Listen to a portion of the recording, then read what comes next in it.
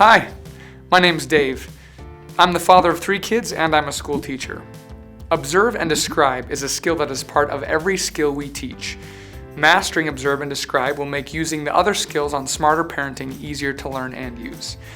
This skill is one of the core things parents can do to improve communication in your home and help parents interact with their children in a positive way.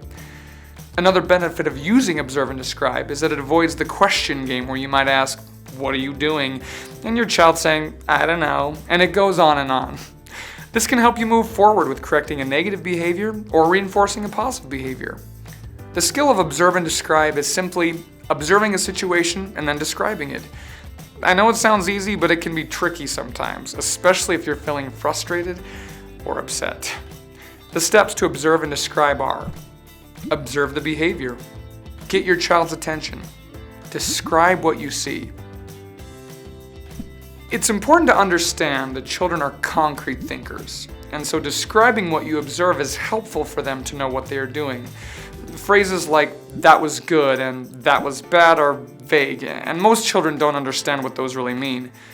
Be descriptive and specific in what you observe. It gives your child a clearer understanding of expectations.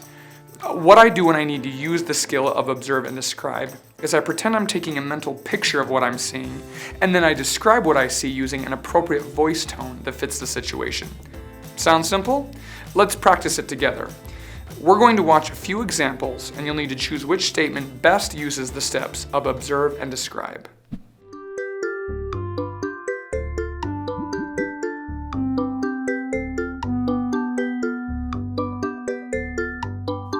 Did you choose, "There's chocolate on your face"?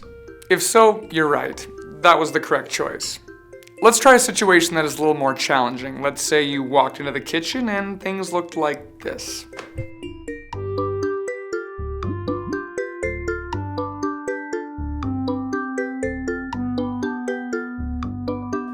Did you choose, "There's cereal all over the floor"? If so, that's the correct one. Let's try one with teenagers.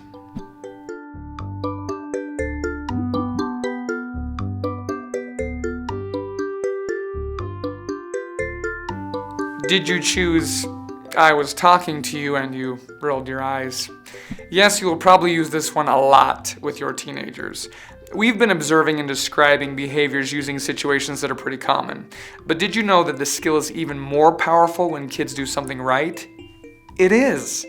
Using this skill when your child does something well helps to reinforce that good behavior. Take, for example, this situation. See if you can pick the phrase that best observes and describes the positive behavior.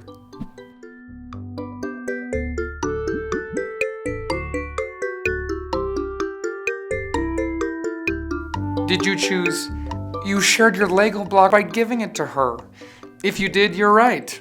Again, observe and describe is a very common skill that therapists and counselors use to help address behaviors, and it is something you can begin using right now too. When you use the skill, you are not judging your child, and it's a lot harder for them to argue what you've observed. The more practice observing and describing, the more you'll find you can remain calm in just about every situation that arises, because you're not reacting emotionally. You're choosing to address behaviors in a better way. For more help with this skill and other parenting resources, visit the Smarter Parenting website.